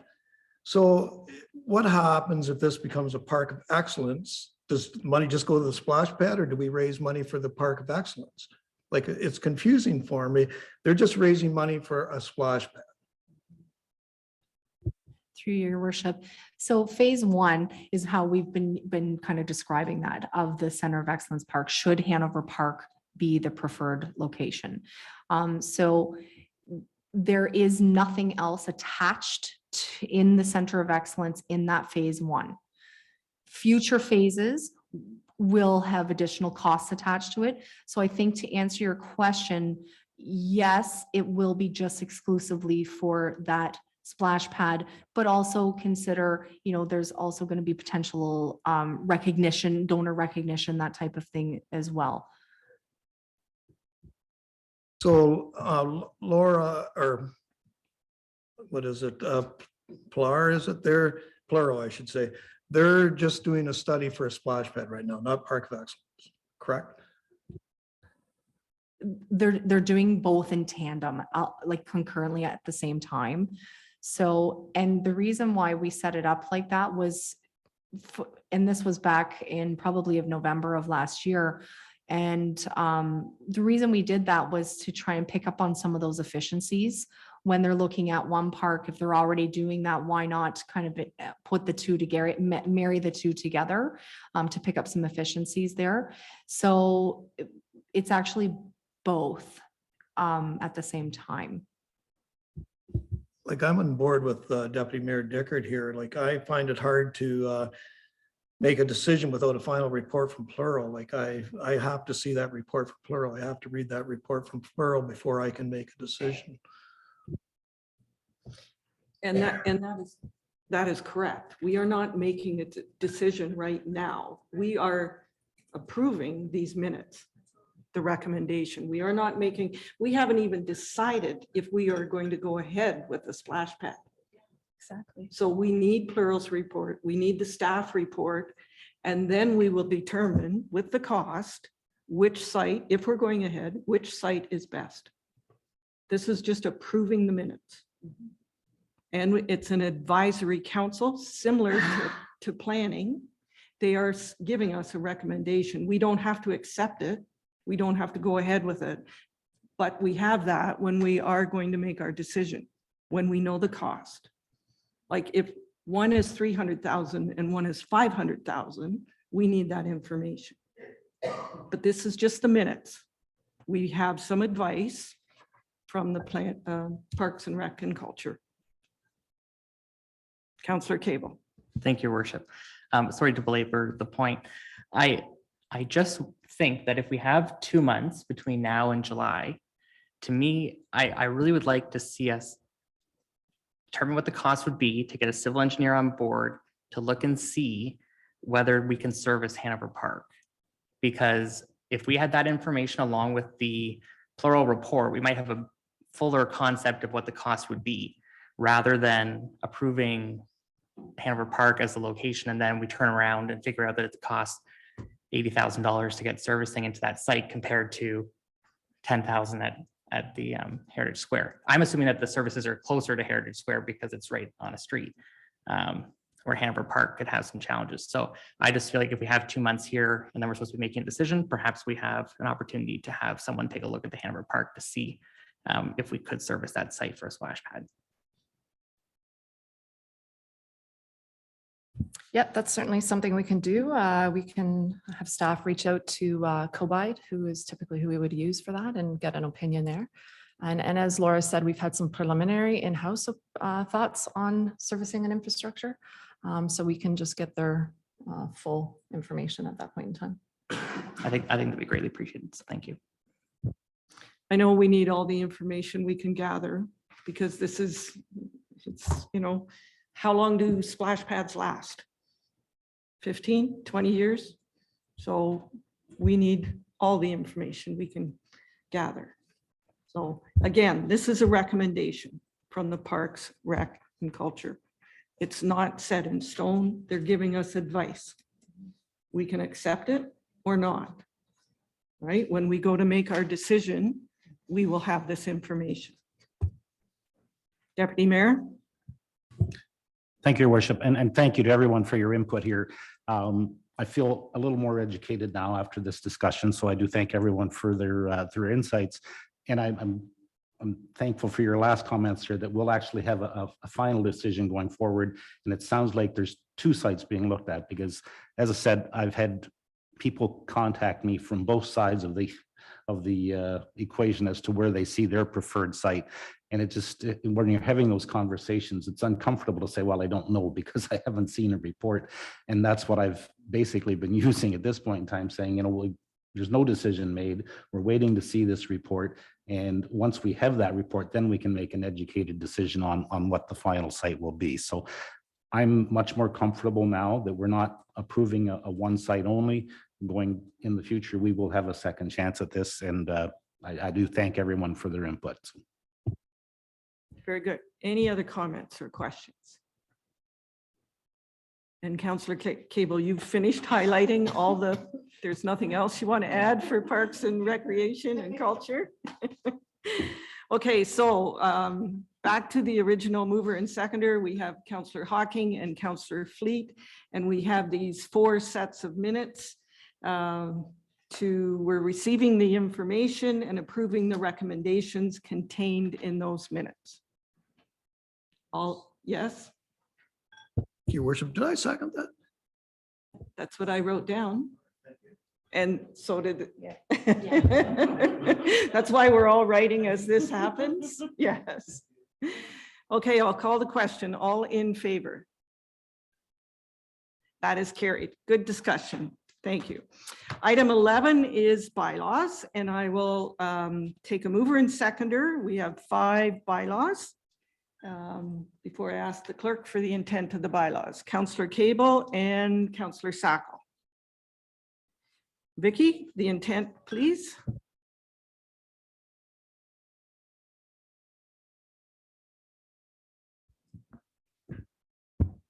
Bylaw 3261-23 is a bylaw to confirm the proceedings of the regular council meeting of April 17th, 2023. Bylaw 3262-23 is a bylaw to designate the entire town as a site plan control area. Bylaw 3263-23 is a bylaw to adopt the estimates and sums required for the town of Hanover, downtown improvement area, upper tier county of Gray, and for education for the year, and to strike the rates of taxation for same, and to provide for penalty and interest in default of payment for 2023. So that is the tax rate bylaw. Bylaw 3264-23 is a bylaw respecting the construction, demolition, and change of use permits and inspections. That is our building bylaw. Bylaw 3265-23 is a bylaw to maintain, manage, regulate, and control the town of Hanover Cemetery. Thanks, Vicky. So it's been moved by Councillor Cable, seconded by Councillor Sacco, that bylaw numbers 3261-23 through to 3265-23 be introduced and that they be taken as read a first, second, and third time, finally passed, signed by the mayor and the clerk, sealed with the seal of the corporation, and inserted in the bylaw book. Is there any further discussion? Seeing none, all in favor? That is carried. Thank you. Item 12 is correspondence requiring action. So we have 12.1, and this is correspondence from Ed King requesting that council declare the month of June Pride Month, and that the Pride flag be raised on June 26th and flown until June 30th. Any discussion, any comments? And if we're in favor, I need a mover and seconder. So I have it moved by Councillor Hawking and seconded by Councillor Sacco. Any further comments on June 26th? Once I call the question, we will raise the flag at 12 noon out front here. So all in favor? All in favor? That's carried. Thank you. So June 26th, 12 noon, if you're available, we'll be raising the flag. Item 13 is reports and correspondence for information. 13.1 is the Joint Accessibility Advisory Committee meeting from March 22nd. And Melissa is online for that. Maybe? Yes. Okay, all yours, Melissa. Thank you, Your Worship. So during our meeting on March 22nd, Catherine Schultz accepted a nomination as chair of the committee, and Christina Schnell accepted the nomination for vice chair for the year of 2023. The committee reviewed a number of items, including a site plan for Rockwood Terrace in Durham, updates to the committee's terms of reference, the 2023 compliance report proposed by Grey County, plans for a proposed parking lot near a Grey County trail site, and the Grey Highlands multi-year accessibility plan. There was one item related to transit that was deferred to the next meeting. And other than that, I'm open to any questions council may have. Thanks, Melissa. Any comments or questions? Seeing none, we'll move on. Item 13.2 is the library board meeting minutes. Councillor Hudson. Thank you, Your Worship. The library board met on Wednesday, March the 15th for their regular board meeting. There's 4 different committees, subcommittees of the library board: Personnel Committee, Policy Committee, Finance Committee, and also fundraising, and they've added advocacy as well. So those will be separate meetings ongoing. Advocacy was added, and so the fundraising advocacy committee had to start up their own terms of reference for that. The board message for the annual report is going for approval. Final approval will be this month at the next board meeting, so then it'll go out, I'm assuming, with the taxes or water, I think it's taxes they send that out into, is that correct? The board message, annual report, library annual report. Put it this way, it'll be going out in It'll the be next going- mailing It'll be going out. from the town. Water, okay. Some of the highlights from the library board, they've had some really good response to the open mic night that they had on April the 26th. They had 30 people attend that. They also did a tonic herbs talk, and again, 30 people were attending for that one.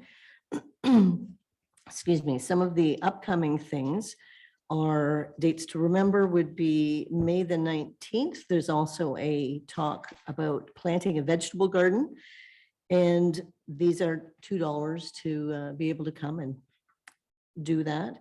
Also on May the 18th through, so that's a Thursday through to the Sunday, they're doing the annual hanging basket sale at Canadian Tire. So that's one of the major fundraisers for the library board. $12.99 for a basket with $1 going to towards the library. They are still looking for volunteers for that. So if anyone has any time over those 4 days that they would like to volunteer, 2 to 4 hours is what would be required. And any volunteers are able to take home a free basket as well. So if you're interested and you want to meet the public, then contact Carolyn at the library and sign up. We also have a strategic plan process in place also with Linton. And so we are just a little behind what the town's strategic plan is. So they're within the next couple of weeks, they'll be doing their personal interviews and then carrying on with the same sort of procedure as what we're doing here. And a few other things that they're doing, they still have a writers group that meet on the first Monday of the month. They have computer buddies for anyone that wants to learn a little bit more about any devices. And then they also have drop-in mahjong on Thursdays at 1 o'clock. Very good. Any comments or questions? Lots happening there. Okay, item 13.3. This is the Emergency Management and Civil Protection Act compliance results. So Emergency Management Ontario is pleased to advise that our municipality has satisfied all 13 program elements required under the Act for 2023. And I want to list them because they're all important, but I'll do it very quickly. So the program includes municipal hazard and identification risk assessment, municipal critical infrastructure list, municipal emergency plan, the program bylaw, annual review, annual training, annual exercise, public education program, an emergency operations center, a community emergency management coordinator, an emergency management program committee, a municipal emergency control group, and an emergency information officer. So all 13 have been elements have been approved. So good for Chief Deniger and the committee and everyone that helps with that. So that's always good to see. Item 14 is counselor and staff updates. And who wants to start? Counselor Hawking? Sorry, do you want me to start over here? Sure, yeah, no, I can start. If you don't mind, I'm just going to refer to my little iPhone here. April the 19th, we had our Saugeen Municipal Airport meeting.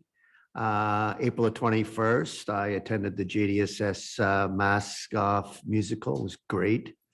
April the 24th at the Curling Club, Councillor Sackle and the mayor and I attended the Grey Bruce Home and Community Support Services Volunteer Appreciation Luncheon. It was well received and probably they thought well overdue. April the 26th, I attended the PH Center for a training session with the police services. I found that very worthwhile. April the 26th, I attended the Hope Church Fish Fry. April the 27th, I had my personal interview on the strategic plan. May the 5th, along with the mayor and Vicky and Sherry, we attended our first boundary meeting, very positive. May the 6th, I attended the Friends of the Airport breakfast meeting. May the 6th, I attended the Home and Garden Show. Well done, everyone. May the 9th, I attended the Chamber of Commerce meeting. May the 10th, hosted a Wings Night launch fundraiser for the Saugeen Municipal Airport. And the first evening, we raised $33,000 to our capital fund. May 13th, thanks for everyone's participation. We had a very successful Councilors Day. This morning, I attended the Police Services Board meeting, and at lunch, I attended the Act for Change at the match. So busy little couple of weeks, but thoroughly enjoyed every one of them. Thank you. You have been busy, and apologies. I do like to give counselors a heads up where I'm starting, and I didn't have a chance today. So well done. Councillor Fleet. Thank you, Your Worship. Saturday, April 22nd, participate in Earth Day activities. Thank you to everyone involved, including the Girl Guides from Taryn Drayton and all the students from various schools that participated. I appreciate having the younger group help with the Earth Day activities. Thanks to Holman Motors for supplying lunch. Once again, I think I've got to thank Councillor Cable and my team. I think we probably picked up one or two more bags than Deputy Mayor Dickert's team, but thanks again. May 6th, I attended the Hanover Home Show. Thank you to the organizers and all vendors that made it a success. May 1st, I had my strategic plan interview. May 13th, I attended open house at the Saugeen Municipal Airport. I've been attending my committee meetings. And I also attended the Act for Change barbecue at the Playtime Casino today. Proceeds going to the Canadian Metal Grey Bruce Health Association. So thank you to Gateway. That's all I have to report. So Councillor Fleet, I know you lucked out when you ran into those Girl Guides, but how much did you have to pay them? Well, no, I didn't. anyways, I really appreciate their help. I just give Deputy Mayor Dickert a tip. I said, maybe you should look for some younger help next year. So anyway. Oh, that's a bit of a, oh. So if I drop by your place, you'll have boxes of Girl Guide cookies that you had to buy? Deputy Mayor. Thank you, Your Worship. And I don't know, but I'm a little suspect of Councillor Fleet's calculations because shortly after that event, he left town. So I'm kind of thinking maybe he didn't want to get caught on that one. But anyway, it was a fun day, and thanks to everyone who helped my team out as well. And maybe we were a little aged, but we got the job done. So there you go. And I'd be remiss if I didn't mention the help from a member of Rotary and a couple of the Hanover Police Service people that gave me a hand there too. So thank you to them. April 25th, I attended the Warden's Breakfast over in Dundalk at Ice River Springs, one of their facilities. They have, it's that's quite an operation that family has as far as the number of businesses that they've started from the ground up and the sustainability aspect that they keep built into all of that. So it was certainly a good experience to hear what they have done and continue to do. April 28th, I attended the National Day of Mourning for Injured and Killed Workers at Heritage Square. April 28th, also at a SMART board meeting. May 4th, I attended the library coffee with Hanover Police Chief Noel, and it's interesting to hear what the public feedback is as far as their concerns, as far as what's going on in town and what they think they would like to see attention paid to. So certainly time well spent. May 6th, I volunteered at the home show. May 7th, volunteered at the Hike for Hospice, which was a terrible weather day, but a very successful event. I won't share any updates on that. I'm sure they will be making a press release at some point, but definitely a very successful day there. Attended the Saugeen Municipal Airport tour and the information session on May 13th. And if I could just, if you bear with me for a few minutes, I did attend the Ontario Good Roads Conference, and I just have a few notes that I would share from there as well. First was the keynote speaker, Brent Tarian, and he talked about the term street sewer, basically how you are designing streets in a town. He wasn't using that as a negative comment. It was just streets are typically thought of for vehicles and designed with capacity limits, whereas they should be thought of as a facility for pedestrians, vendors, active transportation, public transit, buried infrastructure, and tree canopies. Vehicles are a very inefficient method of moving people when you look at the size of a passenger vehicle and the number of people that you actually moving at any one time. So he added to this, big city concepts may not work in rural areas, but urban settings in rural areas should consider these options when they're planning their roads. So also sat through the locate update. Line locates is Bill 93 is changing the way locates will be done considerably. And as we are infrastructure owners with our water and sewer and all those good things, it's something we need to be aware of how that's going to impact us going forward. They have a concept where large contractors will basically have their own locate staff on board. But if you're going to allow them to be doing the locates, you're going to have to educate them on where your facilities are, their map access to the mapping and all those good things. So there is certainly changes coming there, and I don't know how much that'll affect us. I'm sure Mr. Cooper has had some thought on that, but that was an interesting session as well. Sat through a session on hiring and retaining quality staff. The highlights: need an inclusive and respectful workplace. You can use food to attract students to job fairs. That's apparently very popular. Onboarding and orientation is a critical step in keeping staff once they accept employment. And the other part of it is it's an ongoing process. As things change, you need to continue to keep your existing employees updated with how things are going, what the future holds, and all those good things. They suggest using a buddy system for new employees to ensure they have the resources they need to learn the ins and outs. Onboarding should be ongoing for the entire time a person works for an organization. Statistically, 86% of people leave because of their leader. And so you should encourage your leaders to engage with and get to know their staff. This is one of the best sorry, just repeating what they were saying. Anyway, and total well-being needs to be a workplace practice, and work-life balance is important, not only at home, but at work as well. So that was some of the highlights there.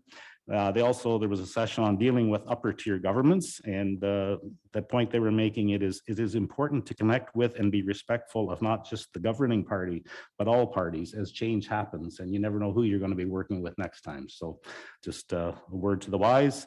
And then one of the other sessions I sat through was it was called Let's Remember Adam. And I've actually seen this before. It's been around for a while, but it's actually a very touching presentation done by the brother of a 5-year-old victim of a person not stopping for a stopped school bus.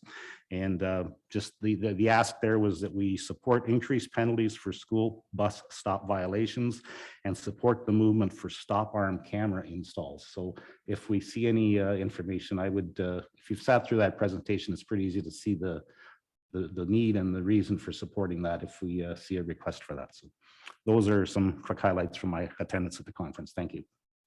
Very good. And if you wouldn't mind, Deputy Mayor, would you share what you shared with me about the warden's breakfast and the recycling the bottles and the caps? Sure. They have one of their facilities over there. They make Adirondack chairs or Muskoka chairs, I guess is the right term, but it's actually the cap off the bottle. So what they're saying is make sure when you're recycling, you leave the cap on the bottle, because it's a lot easier to retrieve that cap if it's on the bottle rather than just tossed into the blue bin. So and they are the beautiful chairs that they make there, but they do need that. The cap is the important part for that function. So just a note when you're recycling your water bottles or anything of that nature, any plastic cap, that is the important part of that. That's good to know. So, okay, Councillor Hudson. Thank you, Your Worship. On April 18th, I attended the Chamber of Commerce Awards Night. April 19th, I had our monthly library board meeting.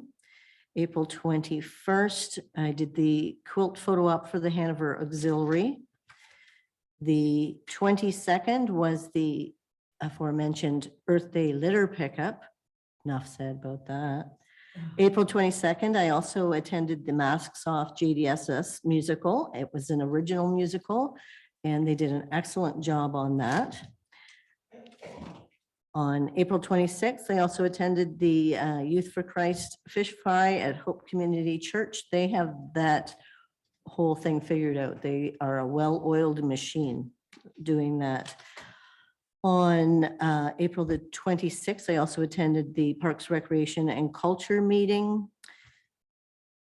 The April the 27th, I had my strategic plan interview.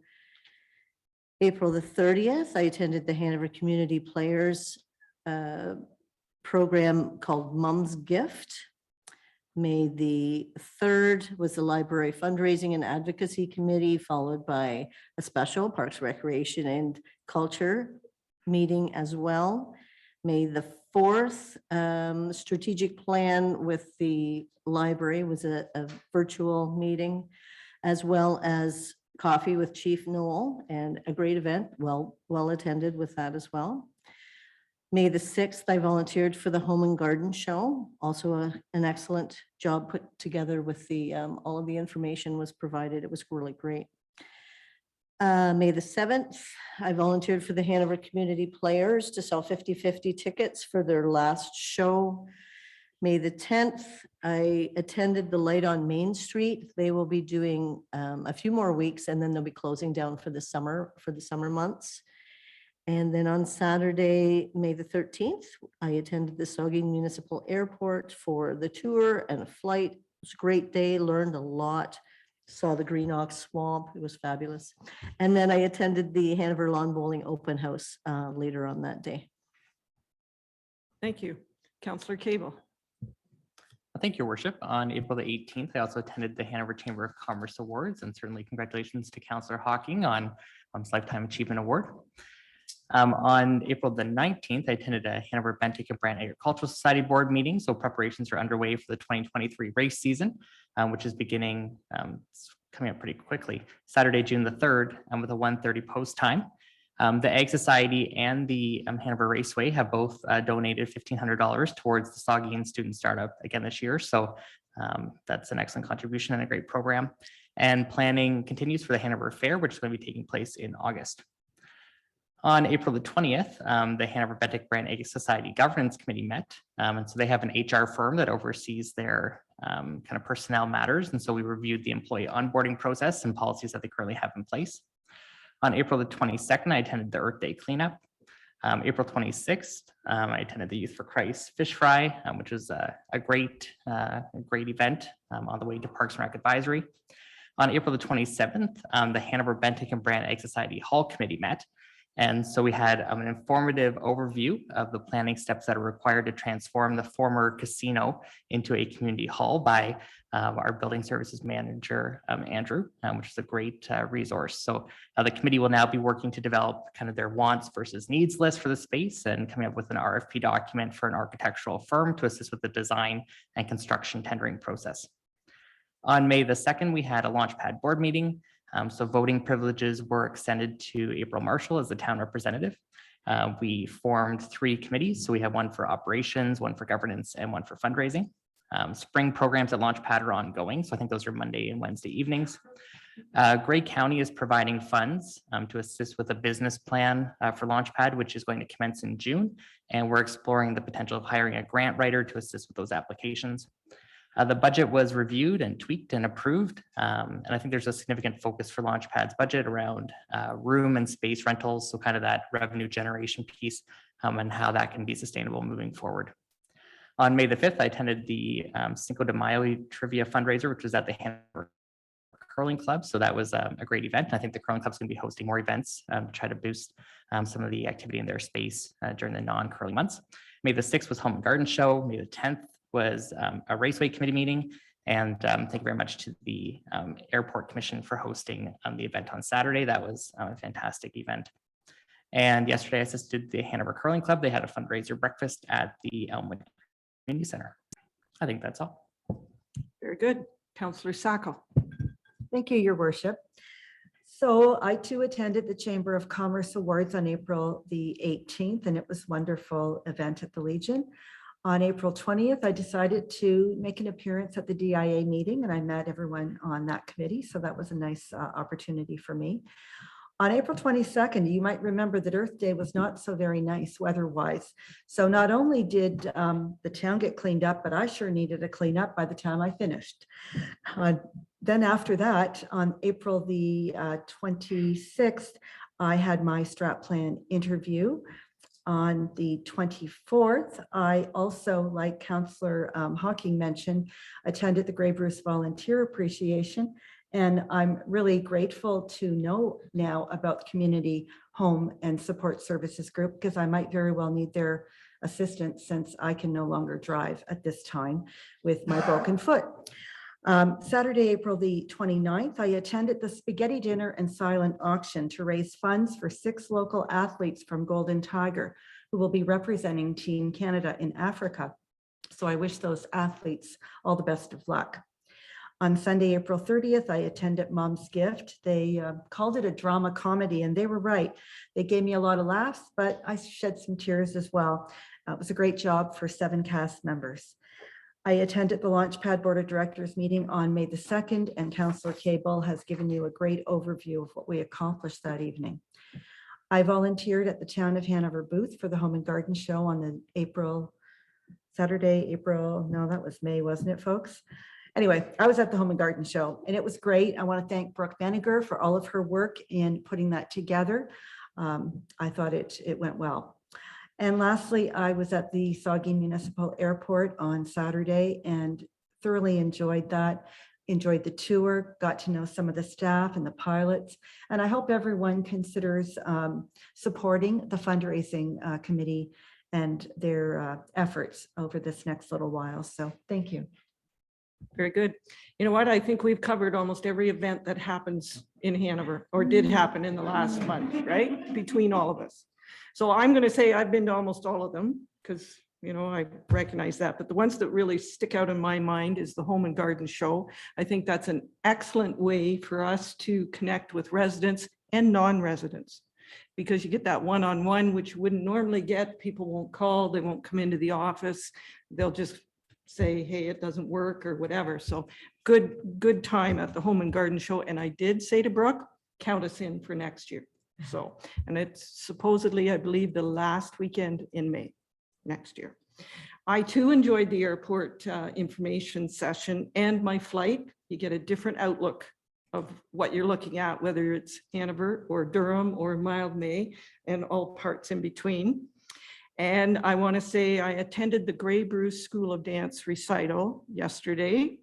Our CAO also attended, and what a wonderful recital. And I've always been told if you want to be part of a community, you have to support the community. So we are, and I thank everyone for going out to their different events. And one that's coming up with the Bruce Gray mentorship is the lip sync battle on June the 9th, and I'm going to be a judge. So if you want to come out, it's at the, no. I don't even want to lip sync. So, but it is at the Hanover Legion on June 9th. So if you're looking for something to do, it should be a good event. And now I'll ask staff if anyone wants to share anything they want to share with the public, with council. Go ahead, Sherry.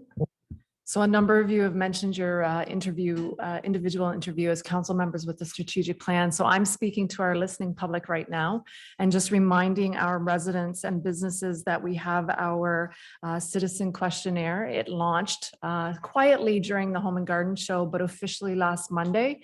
And it is live on our website that you just basically, you go to the Hanover website, www.hanover.ca. You will see a pop-up box. You either have to close the pop-up box or link to the questionnaire. Our preference is that you link to the questionnaire and take the 5 minutes it takes to provide us with some very valuable feedback and input as council and staff look to set our priorities for this next term of council.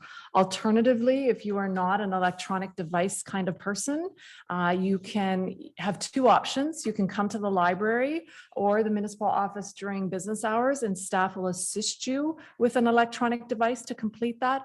Or you can pick up a paper copy at the P&H Center, customer service desk, the municipal office, or the library. Follow the instructions on the paper copy cover sheet, because you have to remember we've printed the survey from the electronic survey. So filling it out on papers got a couple of extra little steps. So you need to follow the instructions carefully and then return that to one of those three locations and it will be entered accordingly. And if you so choose to put your name on your survey, you could have an opportunity to win a Hanover prize pack. So I've been told that Linton Consulting had a questions, I'm not going to name the community, but it's a community it's a rural community with some similarities to Hanover. They had, I think it was 700 surveys filled out. So I've kind of set a little bar for ourselves that we really need to see if we can achieve that 700 or more.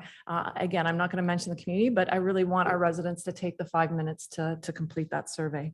And I'm only going to mention this briefly about the Home and Garden Show because a number of council members have mentioned it, but I too worked a shift. It was a really great day to cross paths with our residents and new residents and visitors. And, you know, I came back on the Monday, we had a management team meeting, and I just shared with them the positivity of the comments from the residents and non-residents who spoke so highly of Hanover and why they come to Hanover on a regular basis. And I really think that bodes well for the work that council does and the work that our staff do on a daily basis to make Hanover a great place for our people to be. So thank you to everyone for that. Thanks, Sherry. So there you go. The challenge is there. We need more than 700. So talk to everybody and ask them if they've completed the survey. All right, item 15, planning and other meetings. So all of the dates of our meetings are on this agenda or on the town website. Dates to remember and announcements. The next committee of the whole meeting is June the 5th at 4 p.m. The next regular council meeting is Monday, June 19th at 4 p.m. And committee of the whole strategic planning workshop. The first one is on Tuesday, May 30th at 9 a.m. start. Municipal office will be closed on Victoria Day, which is May 22nd. And at this time, I'll ask, are there any notices of motion? Seeing none, Item 18 is a closed meeting, and we do have a closed meeting this afternoon. So I need a motion to go into closed. Councillor Cable and Councillor Hudson, and we will take a 5-minute break and come back at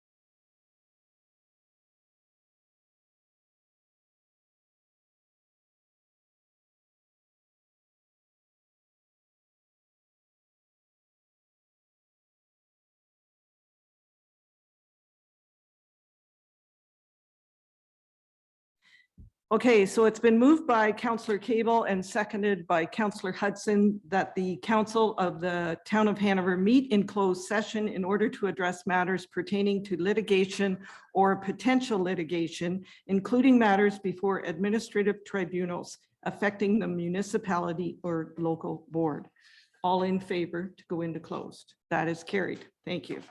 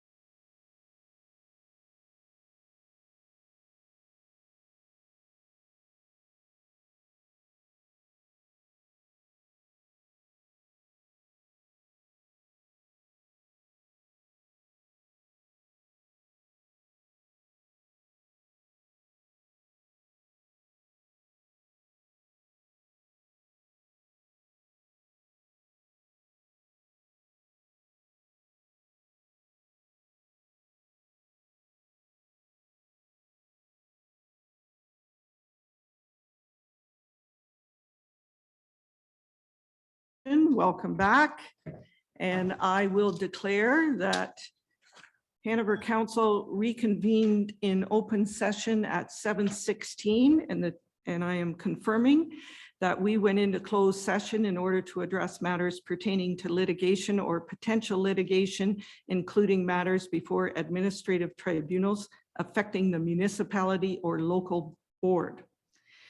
And we need one further motion, and that is to adjourn the open meeting at 7:17. Councillor Sackel and Councillor Cable, all in favor? That's carried. Thank you very much. Good meeting.